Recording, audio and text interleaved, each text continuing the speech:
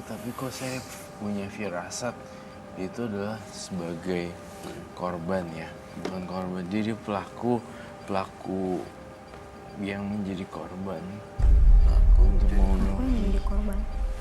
Pokoknya ini masih bingung. Intinya saya merasakan kok masih ada sifat-sifat Dito yang baik ya. Masih ada sifat-sifat baik ya kamu? Iya, firasat saya bilang segila-gilanya Dito ada motif dan tujuan sesuatu ya.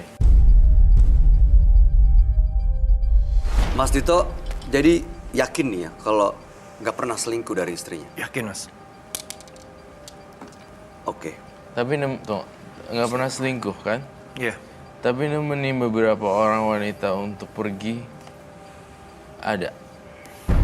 Saya bakal membuktikannya sih, Mas. Ada. Oke, aku ngerti, I got it. Oke, gimana cara ngebuktiinnya? Saya datangkan mereka ke sini. Saya suruh mereka ke sini. Mereka dibawa ke sini. Iya. Dari istri saya percaya. Perempuan itu, Iya. termasuk yang dilihat sama Mbak Indah kemarin. Iya. Baiklah.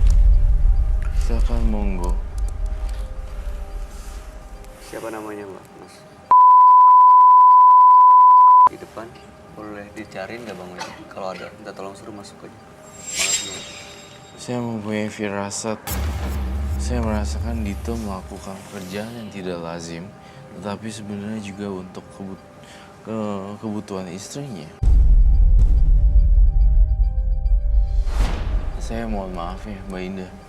Saya terkadang ngerasa Mbak Indah terlalu judge orang, terlalu cepat menghakimi orang dari penampilan dan dari itunya. Jadinya si Ditonya tertekan. Kalau boleh sih saya kasih saran, trust dan percaya. Kalau nggak 10 tahun berakhir loh, kasihan. Ya saya minta jangan kayak gitu. Kalau emang ngerasa ditekan dengan cara jalan di belakang, apa pantas gitu ya kan seorang udah rumah tangga, udah bersuami istri malah jalan di belakang. Saya mau tanya, Mbak Indah cinta nggak sama suaminya? Cinta sih cinta. Oke, cukup sampai situ. Ini. Selamat malam dengan Halo. yang Hai. Saya like Yosi.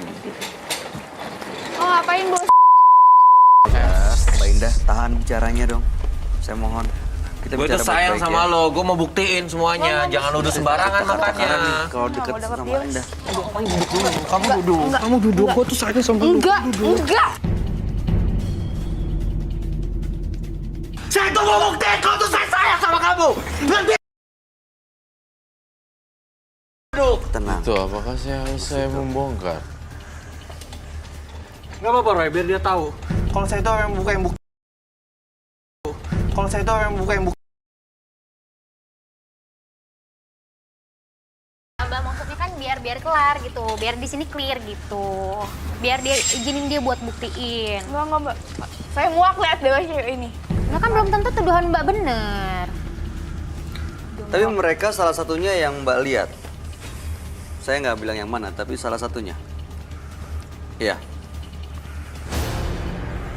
Terpaksa saya harus membongkar semua ini tampaknya. Saya menulis sebuah catatan yang di kepala saya. Dito tidak menjadi tetapi dia menemani seseorang ke bioskop adalah bagian dari pekerjaannya. Dan menemani makan adalah bagian kerjaannya dari Dito. Menemani perempuan makan jadi pekerjaannya bagian dari Dito. Semua yang dilakukan ini dilakukan demi kebutuhan sang istri yang lifestyle-nya high class.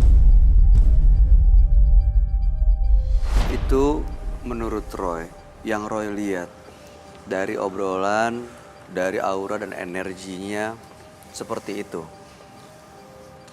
Saya mau dengar langsung dari Mas Dito. Benar atau enggak apa yang disampaikan Roy di depan istrinya? Dan ini apa yang bisa dibuktikan dari yang dihadirkan malam ini? Betul Mas. mereka ini berdua klien saya. Klien apa ya maksudnya? Kliennya itu tadi yang Mas Roy bilang. Saya menemani mereka nonton, saya menemani mereka jalan ke mall, saya menemani mereka kemanapun Betul, mereka ya? suka. Betul, seperti itu. Ya, Mungkin ini kalau di Jepang ada satu nama istilah pacar bayaran. Mbak, betul seperti itu, seperti apa disampaikan? Selama ini Mbak menggunakan Mas Dito sebagai pacar yang disewa gitu. Iya, disewa ke pesta, ke mall, Untuk bareng-bareng. pesta. Pacar sewaan kok gue lihat pakai mata gue kepala sendiri kok lo ngerangkul sampai berlebihan kayak gitu. Iya udah sabar ya, wajar seorang istri marah dan kecewa ya, tolong dimengerti. Oke, tolong jelasin. Biasanya apa aja sih, jasanya seperti apa? Dia sih baik, gak ada neko-neko, cuman kami ingin bayar dia doang. Iya Kan begitu dia kan dibayar, terus ganteng, jasa terkenal apa gitu yang ya. didapatkan oleh Mbak sebagai klien?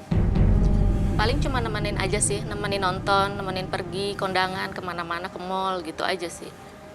Kata siapa? Ya emang kenyataannya Mbak begitu kok. Indah, Nemenin tapi kayak itu gitu. sehari atau sewanya tuh per minggu, per hari, per jam, Ya sering, per bulan? sering-sering. Setiap kita butuh aja. Setiap kita butuh. Oh jadi lo manfaatin laki gue? Bukan manfaatin, Matre emang banget itu lo. pekerjaan laki lu. Oh bukan, ini bukan manfaatin keuangan, justru mereka bayar berarti mereka yang keluar uang dong.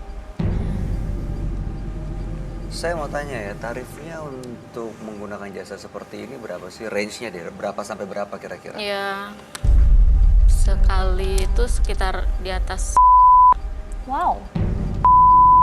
Ya, Sehari? iya, Untuk nemenin? untuk nemenin Nah kita. untuk makan, minum, Iya. nonton itu yang Di luar keluar itu. uang siapa? Ya, Kami. tetap kita yang keluar. Iya, soalnya Ya, ini cuma nemenin doang. mirip yang di Jepang itu loh, pacar bayaran. Nah, dia ini ternyata menjadi seperti ini, dia tertuduh terus-menerus. Nah, saya highlight poin di sini adalah dia melakukan kerjaannya demi kebutuhan sang istri yang lifestyle-nya high class. Sehingga dia terpaksa melakukan ini, padahal sebenarnya Dito juga menderita. Itu sebenarnya nggak nyaman berarti jalan pekerjaan ini? dibilang nyaman, ya terpaksa saya jalani, Mas. Kenapa? Saya sebenarnya nggak bisa buat cerita. Nggak, apa ya, saya selama hidup sama istri saya bukan hal yang mudah juga kita bisa bertahan segitu lama. Dan saya tuh selalu dituntut buat kehidupan yang sebenarnya saya nggak sanggup, Mas, gitu loh. Saya nggak bisa gitu loh. Saya mesti beliin dia tas branded, saya mesti beliin dia handphone Sejak mahal. kapan gue nuntun lo kayak gitu? Nggak pernah.